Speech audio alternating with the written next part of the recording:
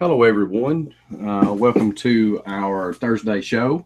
This week, we're going to be covering Spies, Forgery, and Missions in this episode. Our speakers today, our artists today, are Damnation-n-Hellfire Yo. and Shane. Hello. Guys, I am Drizzt and have a pretty good show for you today. We'll just jump right into it. I think a lot of the things on a lot of people's minds are the raid. What do you guys think about the raid? How'd you do? Happy? I'll go first on this one because I got a few things to say. Yeah, I did okay. Here's my big complaint about this raid, though. I feel like I spent an entire month of my shipyard for nothing. I built icebreakers, spent a month building them, took them in the targets, only to find out, hey, guess what? I could have done better with my Punisher and Citadels. So that made me extremely unhappy. I could not agree more. I feel like I wasted a month of shipyard time where I could have spent, if I would have known or even had a clue, that I could have taken my FM fleet, my Punisher, and my Harlock Citadel and 3 other Citadels and done this raid for free versus the beta hull, which at the time is the only hull that we had available to us that was for this specific raid, which sucked, by the way, in my opinion. I could have gotten my more built up my Liberators. I could have worked on my base defense fleet. I could have done some refits that need to be done. Maybe taking the time to get some of my limited items off ships I don't use anymore. So I mean, as far as the raid itself goes, driving the targets with my Punisher tanks, what I used in Citadels, incredibly easy. Shane, you used Empyreans, didn't you? Yes, I used the Empyrean and Zelos, the generalist route. Mm-hmm. And I really feel for you guys as far as the icebreaker time spent. But I don't know. I've got things popping in my head that the way things are going to be going. I mean, the Citadel puns, they all worked out this time and everything. But I really have a feeling that it's not going to be so easy next time. The targets will be beefed up and these holes might, not be as useful, in the A set, so to speak, and everything. And what interests me on the Vasaga, on the icebreaker, is the 100% damage boost on that hull being applied to everybody else. It really might end up helping the icebreakers out. But me and Damnation was talking, they actually need a little bit better boon than that.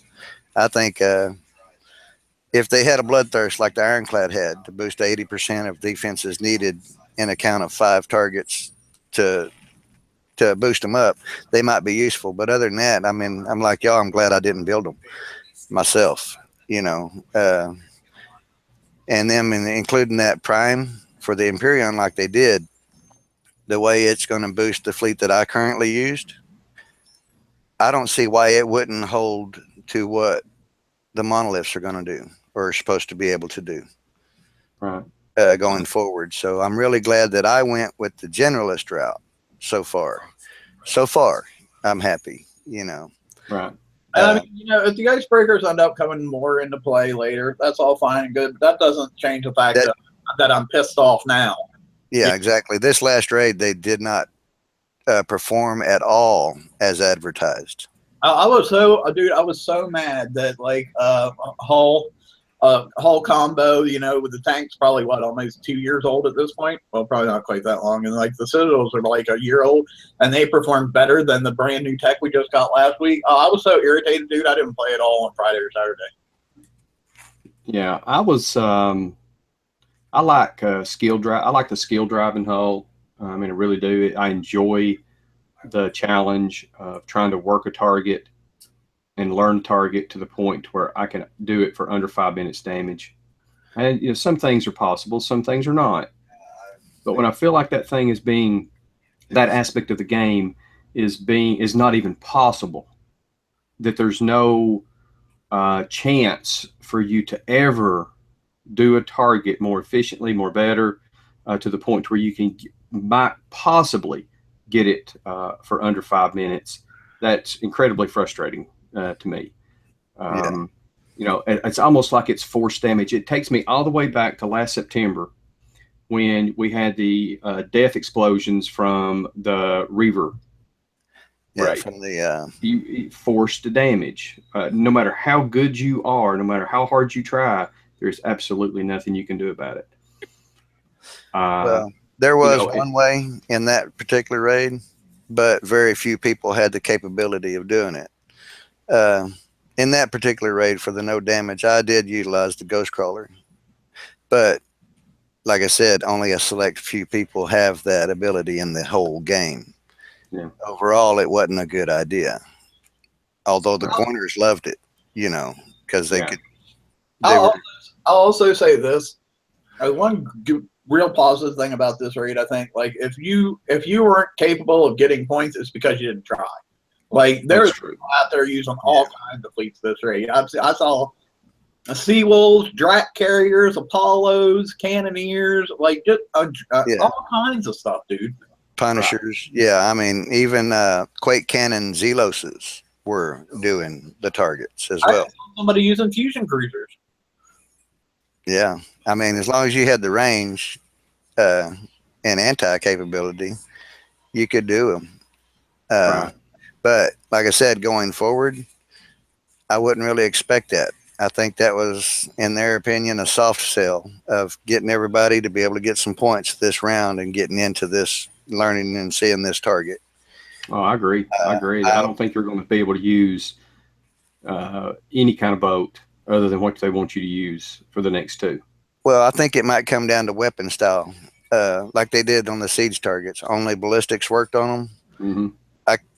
I'm not saying that's what's going to happen, but that's what I feel is going to be happening, that explosive weapons are going to be what works on these, not missile or ballistic or launcher. You know, it might end up being like the siege raid. They don't hurt them, you know. I'll say this: I'm going into the next two raids not with the expectations that that's the way it's going to be, but I'm not going to be surprised at all if that's what happens. Right. It's really hard crunch time right now for icebreaker owners to figure out what they want to do and they need to do, because going forward, like I said, I don't know that the Punisher and Citadel fleets are going to work as properly as they did this round. Well, my shipyard time before the next event is going to be 100% towards a Zelos tank and the Imperium Prime, getting those two ready. Those two boats alone. And then I will spend the remainder of the time I have on the monolith.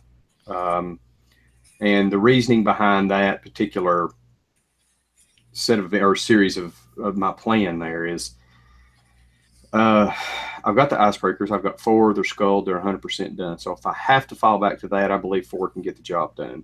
And at least enough to get me to the May event, which is the big daddy that you've got to be able to complete the May event. If the Empyreans and the Zelos tank work, great. I'll stick with that and continue with on the monolith path. To me, I think the way this 3 raid series is starting to work out in my mind, it's basically exactly what you said, Shane, that this first raid it's real soft. It's real soft. I think you work a plan, you try and figure some things out for the second one, and then you have you've got some pieces of the puzzle. Hopefully by the superstore raid of each event, you've got an exact plan of what you want to do. You've got your stuff ready.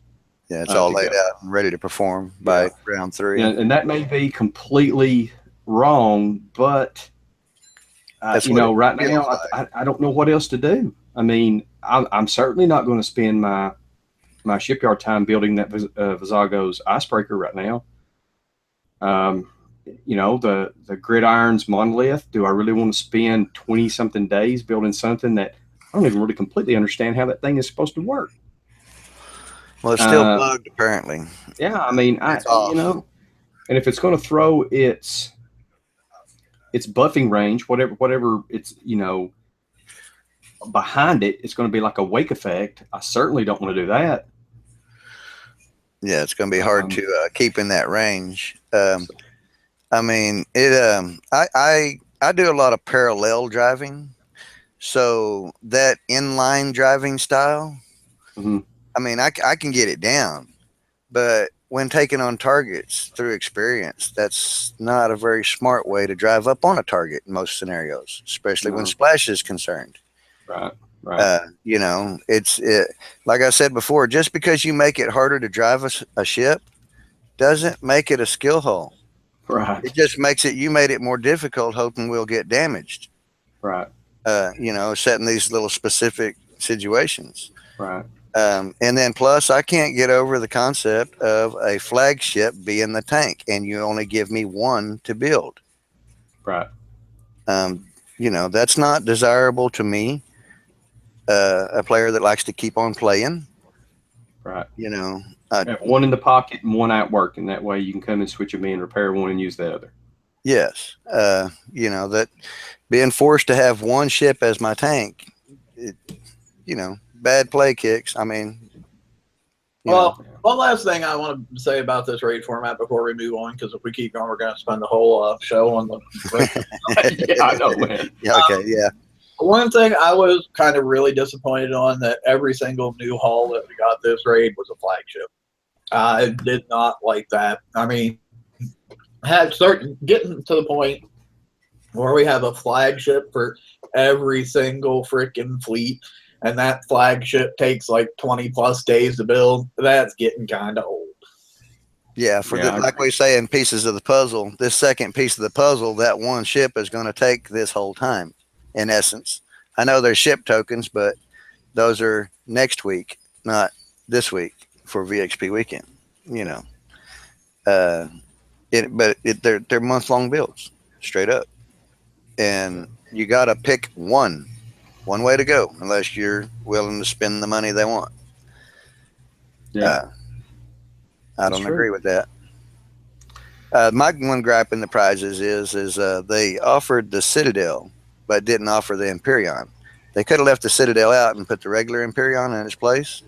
Since they did offer the icebreaker and the Visago icebreaker together, I think they should have offered the other choice of Empyrean and Prime together as well, since anybody can get a Citadel from the FM. Right. That was my one bad call on the prizes. The rest of everything else is golden. Harlock Citadel, 6 million points. Get it. I mean, everybody had one. Yeah. You know, for those lower guys, that's their way of moving forward still, is in the lower end there. All right, let's go ahead and get on to the next slide. All right. We had a very big update this week. They have completely reworked the Foundry. Now, we're calling it the Fragless Foundry. You no longer have to get fragments from targets to be able to complete retroing your items. It's all time-based now.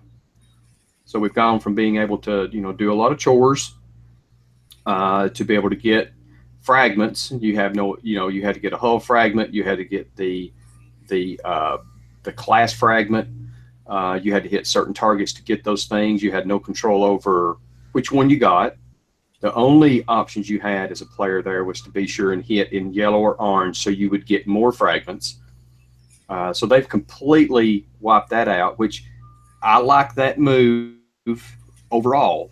It did affect some players in a very negative way, but I think it affected, in my opinion, the whole player community in a positive way, because it allowed some of the younger guys to be able to get some of this tech and you in these hulls and start retro them, using them, and build. Hopefully they'll do that. Me personally, I don't know how you guys feel about this. I think I would have gone a different route if I was Kicks. I would have, tier 1 would have given you tier 1 skirmish would have given you the Rhino. Tier 2 would have maybe given you the guided missile system, something like that. So you could build about the time you're done building your Rhino, you've got your first good special that goes on the Rhino.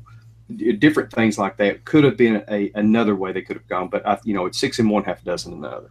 Well, before we go into our opinions, so let's go over all the changes first, and then we can talk about our opinions. Okay, yeah, they did remove the fragments, but the component requirements are still there. Let's not be confused about that, guys. If you look at the image on the screen there, that's a Rhino going to R1. Okay, I cannot start the timer because. Okay, let me interrupt here for 1 second. What? I think the reason those are redded out for you is because you don't have the previous all totally done. Correct. That is correct. Yeah, so they haven't changed the fact that you have to have all the previous tiers done. That's still the same. You just don't need those the required components anymore. And that's why the ones in your blueprint are redded out, just because you haven't done the previous tier hull. Okay. So it's not necessarily that I do not have those components. It's just recommended components and shows them in red because I do not have them. The reason I cannot retro the Rhino because I do not have the Rhino. Oh. This is on another account, guys. Okay. So when I took the screenshot, I do not have the Rhino blueprint currently on this account. Actually, it's my child's account. He doesn't have it. So I took the screenshot. Therein lies my suggestion. If I could hit a target and get that blueprint for that hull, if I had a way to get it, then I could retro it. But now, if we keep going down our bullets here before we get into that part again, now if you've been playing for a while, guys, and you've got some of this stuff, you were granted tier 1 through tier 3 hulls to all players that were over level 30 and have an intelligence lab of 1 or above. So when you logged in after this update, you got this pop-up after pop-up after pop-up telling you that you had all this stuff ready to go. Now, it didn't say that you actually have it, wasn't built. You have the ability to build it. But now if you had some of these items already built, it automatically jumped them up in their rank in the retro. So that worked out pretty good for a lot of people. A lot of free stuff right there. They completed the tier 4 and tier 5 researches for us. Now you can build the Mega, or you can build the gantry. No longer the fragments are not required to build those. You still have to meet some minimum requirements. You have to be level 50. Have to have your R&D done to a level 5. But if you have that done, you don't have to go out and hit 91 mega after 91 mega after 91 mega. You can just go ahead and start this stuff. Hull fit retros still require uranium, as you can see in the picture. This research is done via a timer. It's time that you're spending. You can instant research this stuff if you want to spend the coin to do it. Also, multiple hulls may be researched at the same time. So you don't have to just do one at a time. You can do skirmish, you can do garrison, you can do siege. You can even do multiple hulls within the same class. So if you have 2 garrison hulls, you can retro those at the same time. You don't have to just choose one class. So there's no limitations on the amount of research you can do at a time. You can do it all at the same time with the new Foundry. Now, I've kind of voiced my opinions, concerns about it. What do you guys think about this update? I don't know, dude. I feel like we basically stepped back a year or year and a half whenever they introduced the Foundry in the first place. We've basically gone back in time to how it used to be. before the Foundry was out, where you spent uranium and resources and time to upgrade your hulls. The only difference now really being that you can do more than one at a time. Well, why didn't you just change the retrofit lab, a year and a half ago, that you could have done more than one thing at a time? I feel like, we wasted a year or a year and a half gathering fragments for like no freaking reason. I almost feel like, not to mention some of the timers on this stuff being absolutely extremely excessive. Yes. Do you want to show that next slide, Joseph? Yes. Because I think that has like a great example of what I'm talking about. Yes. This is taking your Citadel, which is probably one of the hottest items that people are going to want to do right now. Citadel is it's your Mort Chucker boat. It's the go-to Mort Chucker right now. That most people have done. And to get to R5 is 50 days. 50 days to get almost 2 months to get this thing done.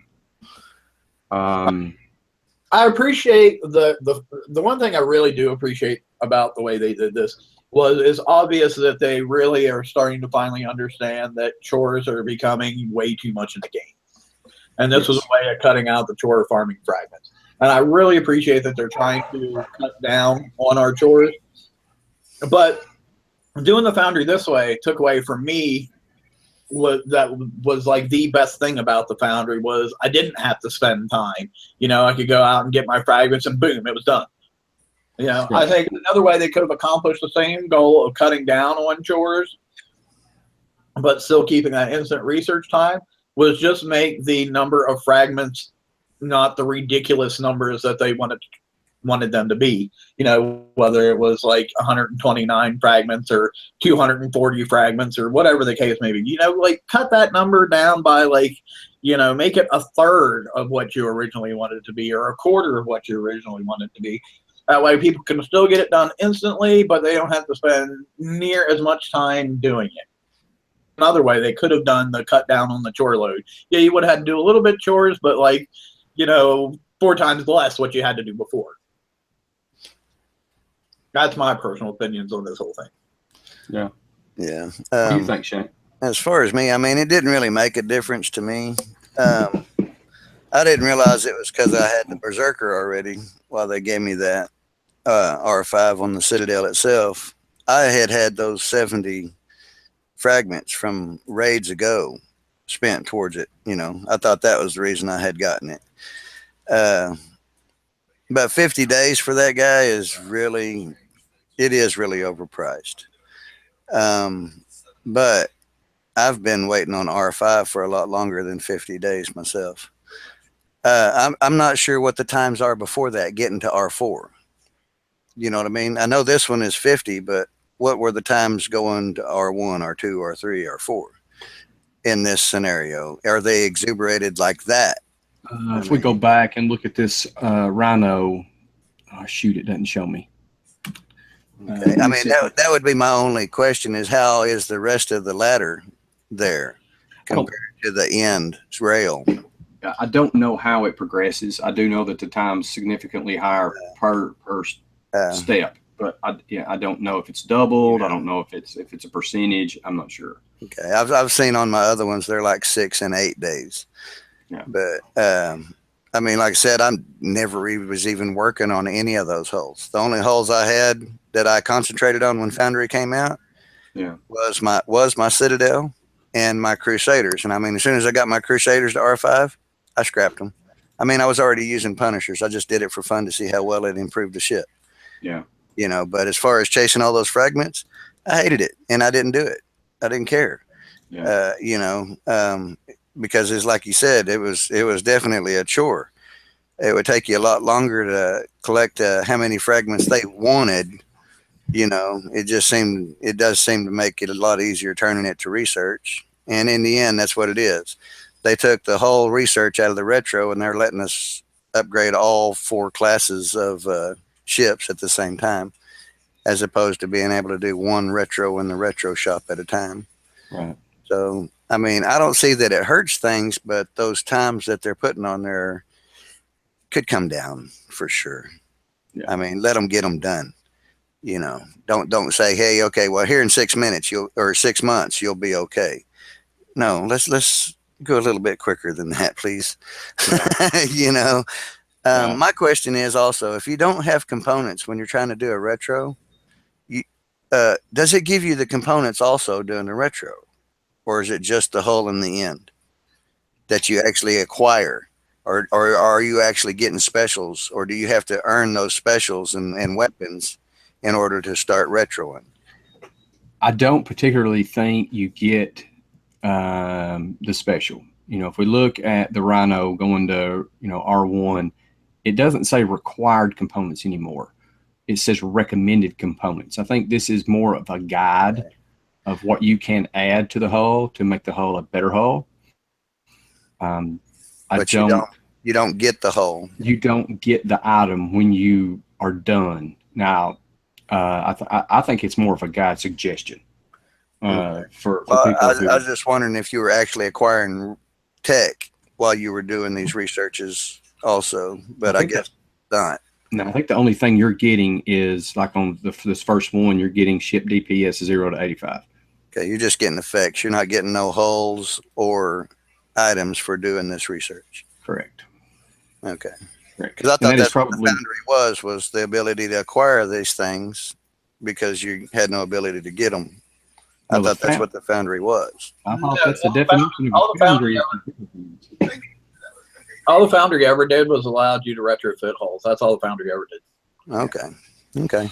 I mean, I've always had everything in there, so I've never been really worried about things in there except for the abilities.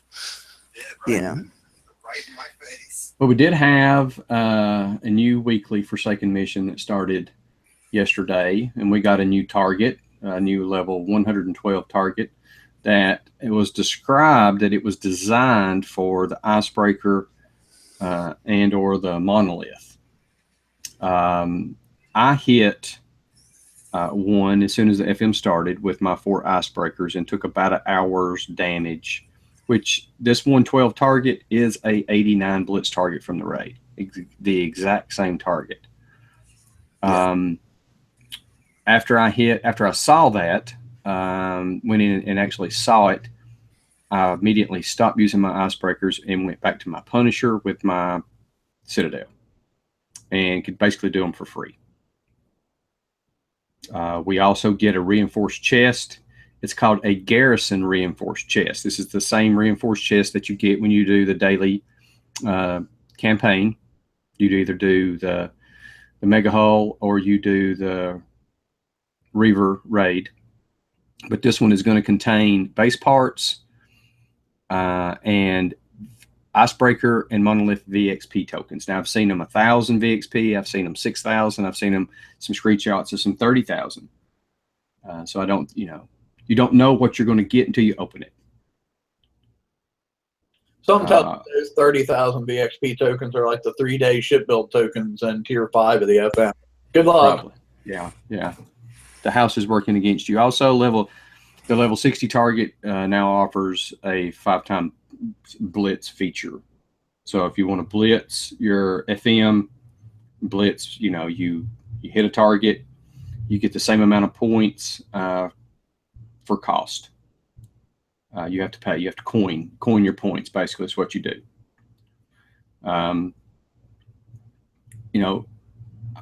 I hit. I didn't hit a 109 this week. I hit all the 112s I could find. I got done with my FM in about 30 minutes. Went through twice. Very simple to do. There's tons of videos posted out there. There's one on Brethren of the Coast page. I thought it was pretty easy. I've definitely been enjoying the 112s myself. I've actually been going out and cleaning up 109s just to get them to respawn. I'm up to around 3 billion points in the raid this week just because I've been farming them 112s. You've been getting the chests? Oh yeah. I mean, there's no sense in even putting my monoliths in the VXP weekend. They're already done. Yeah. You know, I've been wanting to build an icebreaker tank. You know, I've got enough to fully rank one of those guys as well. Yeah. People who are actually looking for 112 so they can do their FM that way are probably hating you right about now. That's okay. I cleaned up the 109 so they come back. They're mine to hit. You know, so it is what it is, and I work for it, and I'll take it. Well, with this weekly, we also got, this is the first weekly FM after the raid, so you know we're going to get new prizes. Well, before we get to that, let's get to, this is a picture, guys, of the new 112 FM target, which is, like we said, it's a level 89 blitz target. On the right, that was my first run through with the Punisher and Citadels. I got 4 minutes and 46 seconds worth of damage, free repair on that. So I know there's a lot of people that did a lot better than that. So they're easy to do. I believe you can do this with just about anything, kind of like you did the raid, right? One thing to point out, Drizzit, if you can kind of maybe mouse over a little bit where those 2 missile turrets are that we should really point out to people. No, not the Halo ones. The like hyena type ones. Oh, there's one right there. Is there one there? There's one right there. I didn't think there was one right there. That may be a cold snap. Or okay. As far as there's three. Oh, there it is. Three of them in here. There's one there, and then come down that same wall. There's one there, and then there's one on this 4-pack across the way there. One of the right there. Yeah. Now, I'm not sure or not, but down there by that cold snap on the corner, is that one right there to the right of the cold snap? Right there. That looks like one. Okay, I think that is the 4 that are in there. And those are, you know, the points that you got to watch for. I mean, myself on that one, last one in particular, I hardly notice it because I'm actually pointing on the cold snap instead, you know.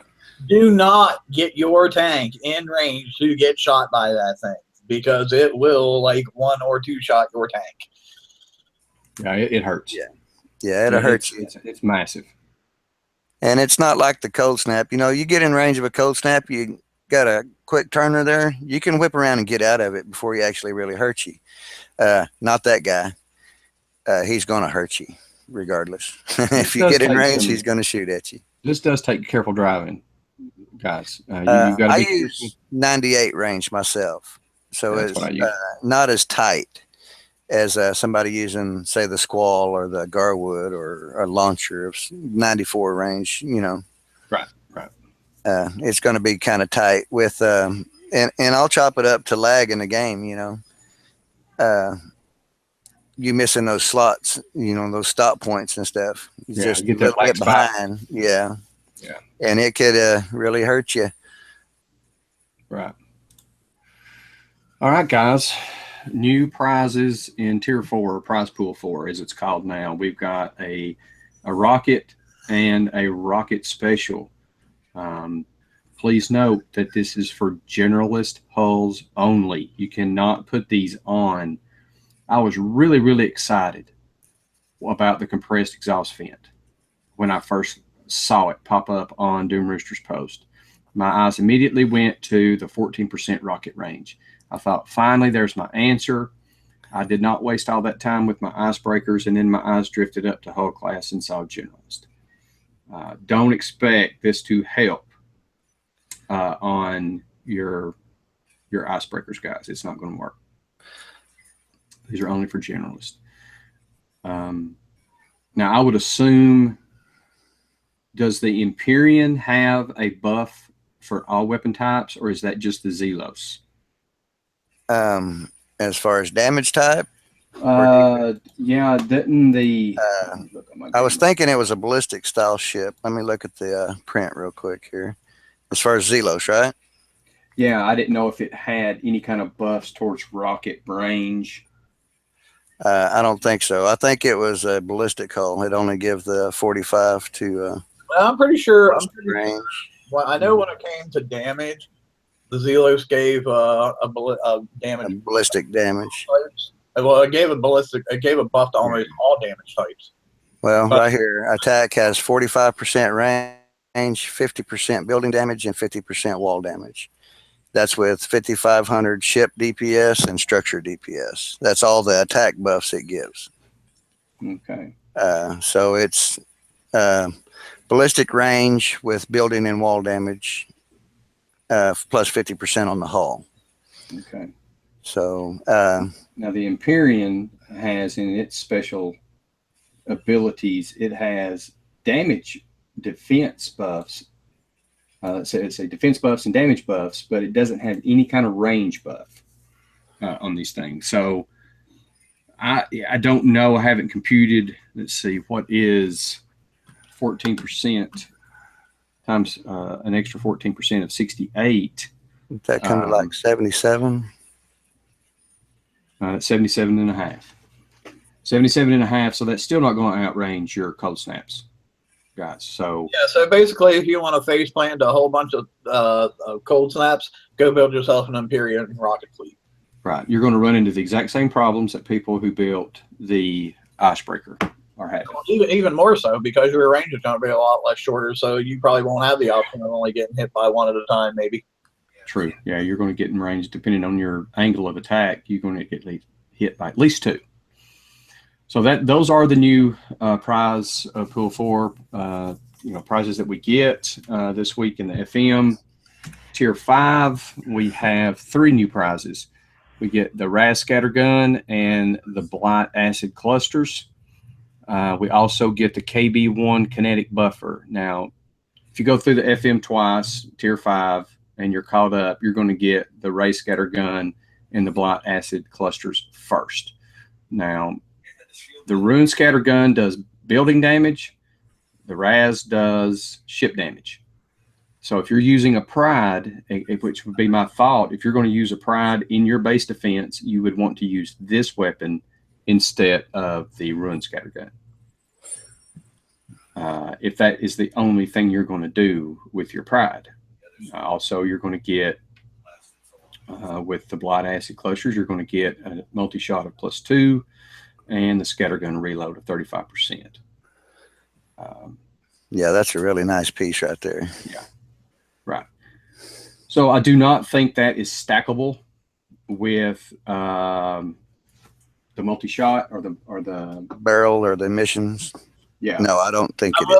I will say this though: if you're doing anything that has multi-shot and you want to special on it, that the only thing you're worried about is the multi-shot, use this over either the barrel system or the emission generator, because if you look at the weapon weight, it's only 12%. Right. Versus those have 19%, I believe. I think it's either 19 or 14. I can't remember, but even if it's 14, 2% lighter. Yeah, definitely lighter. The other one is a base building special. You can put it on warehouses. You can put it on buildings. You can, because it says power consumed of 2,000. It's not a percentage of extra power used. It's just a flat rate of power that it's going to use. And what it does, it slows down the projectile speed of anything coming into your base. And it has a range of 90. On a lab or warehouse, it has a range of 90. Right. And that ship has to be within that range in order for it to slow it down. Now, on the outpost, however, that projectile speed of -30%, if you put this on your outpost, that's map wide. Yes. My question in that effectiveness of its working, say the ship coming in has 260% projectile speed. Does that drop it down to 230% projectile speed? Or does that actually take off 30% of the 260%? I would imagine it takes off 30% of the 260%. So that would drop it down to like 170% projectile speed, like that? Yeah, something like that. Okay. And in conjunction with that question, is that really going to make any much of a difference on 260% projectile speed? It's not affecting reload. Probably it's not. Just affecting how fast they're coming. As many shells as they're spitting out are still going to get there. I mean, you still got to shoot them down. It might slow them down just enough from them getting to you to where your guard ship might be able to fire off one more volley, maybe. maybe keep up a little better in defenses there. Yeah. Okay. And when I first saw this, I was assuming, or no, I won't say assuming, I was hoping that it affected any weapon flying through this range. But now that is not true. It's what Shane says. The boat firing the projectile has to be within 90 of this special before it's affected. Yeah, I think they could have done a little bit better with that range because everything right now is more than 90. It's like 105, 106. The mortars on those ships themselves have 90 range, so yeah, so it's like I mean, this it's kind of defeating the purpose.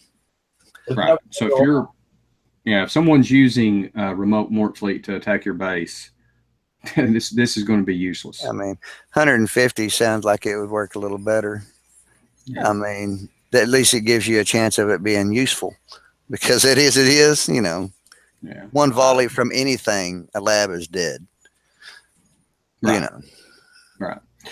I have no plans whatsoever to put this on anything I own. You know, I don't see anything that I'm currently using, combined defense, eruption fire, things like that, that gives my turrets extra defense, gives my turrets extra reload, anything like that, that I would trade this out for. In my personal opinion, it's filler. Yeah, it's just a way to keep you from getting your tokens for another week. Yeah. Just put it out there playing, guy. I mean, I agree with Damnation 100%. This is just filler. It's a cool graphic. Hey, let's throw it in there somewhere. Yeah. But those are the three new, excuse me. I'd put it on my outpost if it made that little dome looking thing out there, cover my outpost. Oh, yeah, that would look cool. That would look cool. I would do it if it did that. Yeah. That's about the only reason would be an aesthetic reason, you know? Yeah. With it to pulse or something. Yeah. Just all look cool for a little while. Because I'd switch it out as soon as somebody comes in to hit me. Right. All right, guys, we do have VXP weekend coming up starting tomorrow at 9 a.m.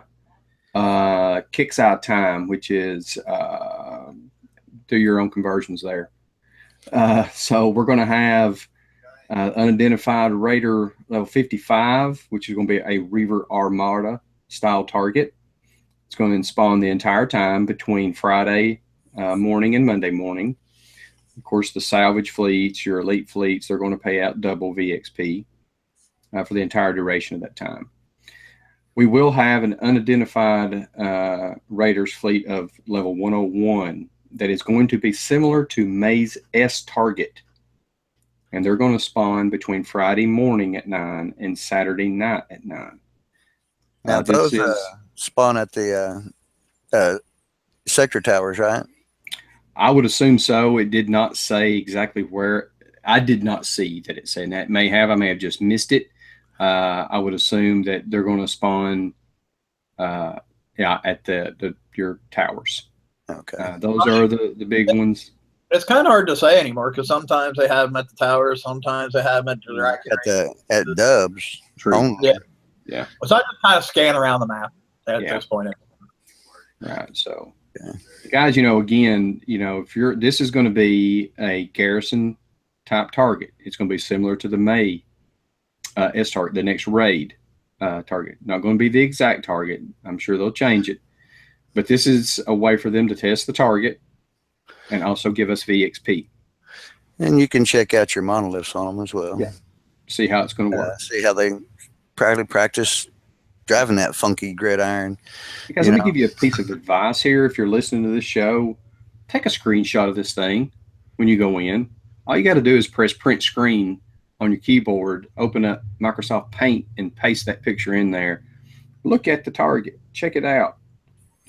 Study it a little bit before you hit it.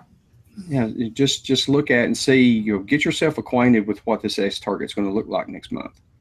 Something worth mentioning too. I'm assuming with it being similar to the raid targets we just got done hitting, it's going to be a thing where you're going to go in, you're going to kill a couple things. Usually it's shipyards, but I think every once in a while it might be a turret cluster that's going to trigger a fleet coming in. You can go ahead at that point, kill just enough stuff to trigger that first fleet, then kill that fleet, then exit, and then come back in and kill enough stuff to trigger the next fleet, kill that fleet, and then exit, and do that because you'll get more VXP out of the target doing it that way. Yeah. Damnation, explain that one more time, please. Okay, what you want to do is you go in and you kill enough stuff. Usually it's just shipyards or a turret cluster, and it'll trigger an incoming fleet. So you want to kill just enough stuff to trigger that first incoming fleet. Then you want to kill it.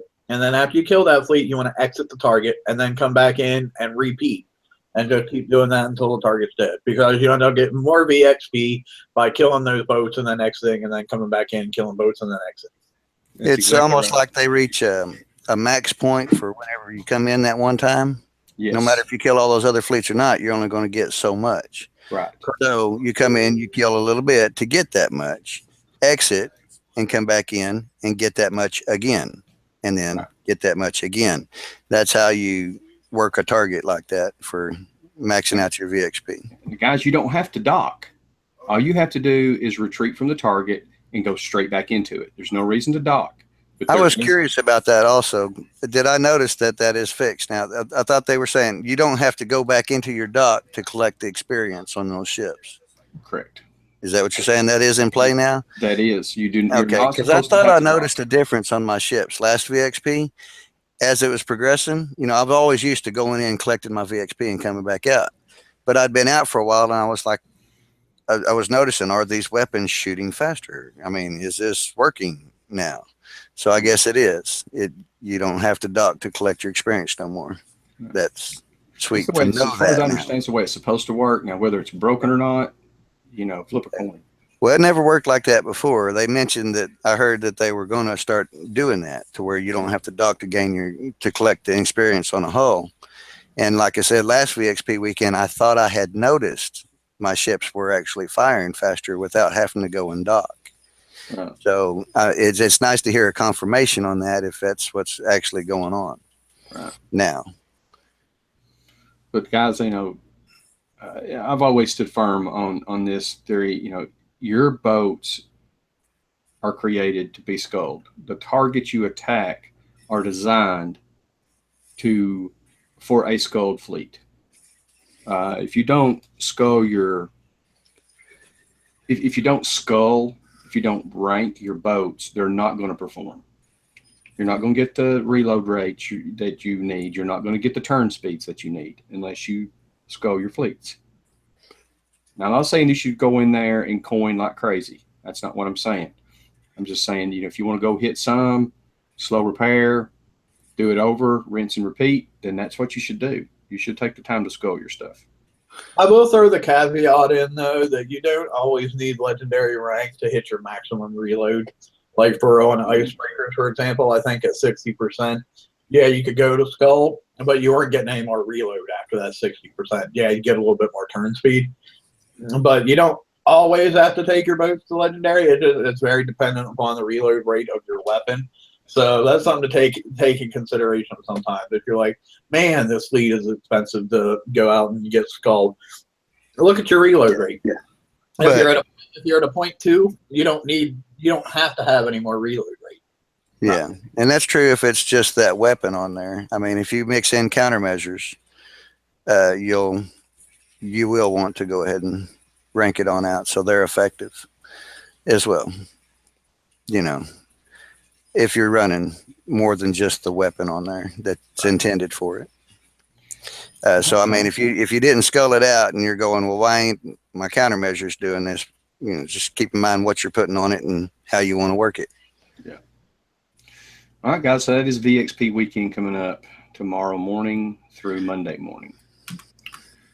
Bug fixes and tuning. These are the 3 items that Kix fixed this past week. They fixed an issue where the Ghost Crawler stun blast was not firing correctly when it emerged from deep dive. Yay! Hey. Also fixed an issue where the health bar for the in-game campaign targets was not displaying any health. Didn't know that was an issue. I'm glad if it's glad they fixed it. Removed the erroneously displayed affected classes stat displayed in the stat block of a turret within range of a tactical installation. Okay. Did not notice that either. Did not know it was an issue, but there again, they have fixed that. The one bright side thing about where they fixed the issue with the health bar for the endgame campaign targets not being displayed anyhow means endgame's coming back. True. What was in endgame?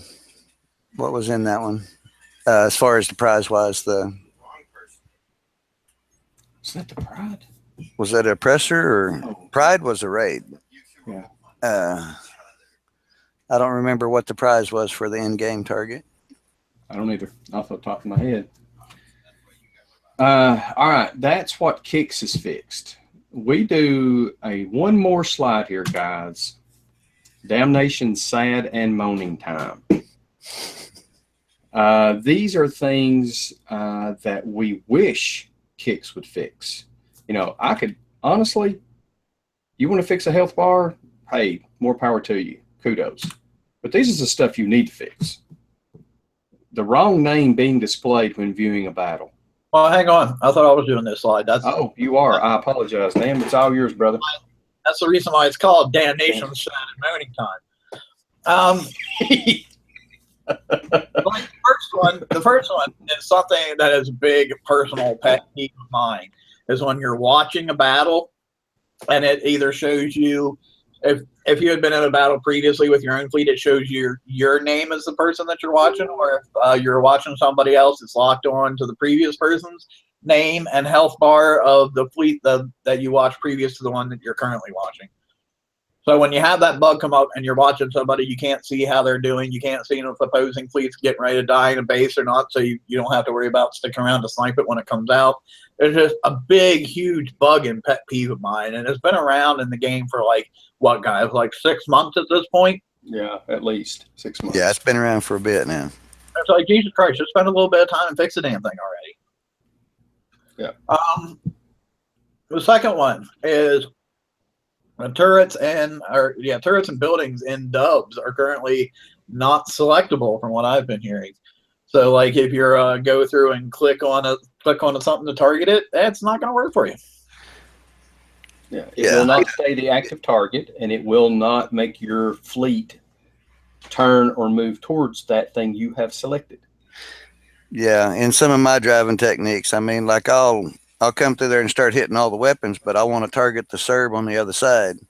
Or in one of the targets, I target a pack of mortars over there, which, you know, I've still got targets in the way, but I'm trying to hit that other end over there so I can work the opposite direction and move and drive where I want to drive, how I want to drive the target. Mm-hmm. And I got to wait till I clear out everything to that. Well, that just pretty much nails out my technique, you know, by not being able to priority target what I desire is priority in those things. Yeah. And it is costing me more extra damage than what I'm used to taking. Yeah. And the last one, which is one I've been affected by probably like 4 or 5 times now, and it's always in the bottom right-hand corner of the dub. Mm-hmm. It's where you go through, you kill all the dub, and you get into the center where that large scattergun turret is, and then suddenly it gets what we call, when boats have it, it's shroud, where you can't target it, you can't shoot at it, you can't do nothing. It's just like it's non-existent. You see it there, but it doesn't. Nothing fire. Just. And the crappy part is though, it's still shooting at you, so you can't kill it. And by the time you get out of its range, half of your ironclad or 3/4 of your ironclad, or in some cases your entire ironclad, is dead. So not only do you not get the uranium from that corner that you just killed almost all of, except for that turret, but then you got a big ass repair time on top of it. Yeah, that is something that really needs to be fixed. Or if you're going to swap over the dubs to these last raid targets we have, hurry up and do it now so we don't have to worry about these last 2 things anymore. Right. Now, there's some, obviously, guys, there's a lot more things that need to be fixed in this game, obviously. But we're just going to probably do 2, 3, or 4 a week, things that are hot button topics. There's obviously, like I said, lots more broken, but now, I didn't want to spend the entire show doing nothing but a list of here's all the things wrong with the game, you know, because we could have done probably an hour and a half show just about that. But, you know, just give a little, hey guys, this is some of the things that are annoying people the most. You need to check on these in your next bug fixes and tuning. And then, as Drew said, every week we plan on doing a couple of these. So keep going to the Brother of the Coast page and posting up some of the glitches you run across that are the biggest ideas. And like every week, we'll put like 2 or 3 of them up and talk about it. Yeah. Yeah. Guys, as far as slides go, that's it. So, you know, there's a lot of cool stuff going on in the game. You know, we got VXP coming up. We've got another raid to get ready for. A shipyard that's sitting doing nothing is wasted time. So, guys, keep on playing, keep working.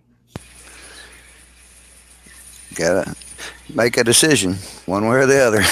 It's decision time. Which way to go forward? You're gonna put your faith in that icebreaker flagship? I would suggest across your fleet. I would almost say 2 anti-mortars and 1 anti-missile per ship, and I would just only wish you the best. I'm hoping that the flagship would boon the fleet enough to be able to walk the targets.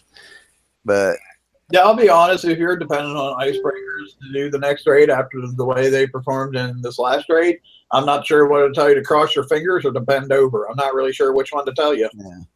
I mean, or decide to go the monolith route. I'm mainly sticking with the generalist route myself, but I am building some monoliths. I'm still not convinced enough to build the gridiron. I might be engineering my fleet to slow down a little bit and possibly throw the icebreaker flagship with it and work those ships together. I can get the icebreaker to be every bit as good as the tank as the gridiron, but without the MP Prime, I can't get the Zelos to be as good of a tank as the gridiron is. So until that ship either works out or it makes a lot more sense to build, I'm not building the gridiron. But I am gonna try to check out the monoliths. If there's some little glitch or kick that's gonna make them better than the Imperions. I mean, to be honest, all the ships I got were pretty much free build anyway from the tokens in the campaign. And you know, I want to be a little bit clear on something too. I'm not saying that the icebreakers are a terrible fleet, because they aren't. You know, like I was usually able to get an A set done for like an hour and a half damage, which is 3 coins, you know, which puts us in that, you know, 3 coins per million or a little bit under that we like to be in. My sole disappointment was the fact that this brand new hull and with this brand new weapons and this brand new tech was being outperformed by a year-old fleet. That is my big disappointment. Yeah, and I can definitely see that. But in the same token, I also accept the fact that I think this was a soft sell. In a soft sell environment, those fleets were really, really very disappointing. The performance, you know, it's straight up sucked. They suck. Well, and if this is a soft sell, as it gets more difficult, they're only going to suck more. Exactly. Exactly. It get better as it gets harder. Exactly. So I don't know how they're going to address that. You know, like I said, we was talking the other night, a bloodthirst effect on those things, like what the ironclads had. Geared for these style targets, I think the icebreakers would pan out if they just probably make that change. Well, and you get that, but you have to add the flagship and spend 20-some days building the flagship and then put the flagship. Well, no, I'm talking about on the hull themselves, like the icebreakers, the ironclads have. They got a bloodthirst of 5. Whenever you get that, boom, they get 80% defenses applied for the target they were made for. This case would be what? Missile and explosive. Yeah. They would get 80% of those 2 applied to what it has to give it that invulnerability, so to speak. You know, right. Just this time, instead of putting it on all the boats, they put it on the flagship, and then it applies to all the boats. Oh, that is what the flagship does? I thought it just did the damage thing. I didn't think it did a defense. I can't remember the exact benefits of this bloodthirst right off the top of my head, but whatever it affects, it gets a bloodthirst that then applies to the rest of the fleet. Okay. See, I don't like the rocket fleets and stuff. I never have since Threshers. So I was never interested in the icebreaker. So I never really mulled over the ship to see exactly everything it did. It gets 15% for each one. That's not going to be 80 like an ironclad's ability in the end with a fleet of 5. You know, that's only going to be what? 75%. Well, I guess it's almost, but you have to have all 5 of them. So I don't know. I mean, I don't like the fleet, and I never did like the fleet, so I never was entertaining it. But at the end of the day, I'm probably going to take 2 of my icebreakers out of my 4 that I have and turn them into tanks for my monoliths, and that's what my plan is. Okay, that's the only use I've seen out of them. I mean, like I said, I could get the icebreaker to be just as good of a tank as the gridiron. And the gridiron, it gives 25% splash and the deflections. Other than that, I mean, it really doesn't do anything, right? I mean, it really doesn't give any boon. I mean, it's not like it's giving them projectile speed or damage boost. You're just giving a little bit of extra splash. I'll be honest, I have no idea what it does. I want it, and then I looked and saw how many days it was going to take me to build it, and I was like, well, shit, that ain't going to happen. Yeah.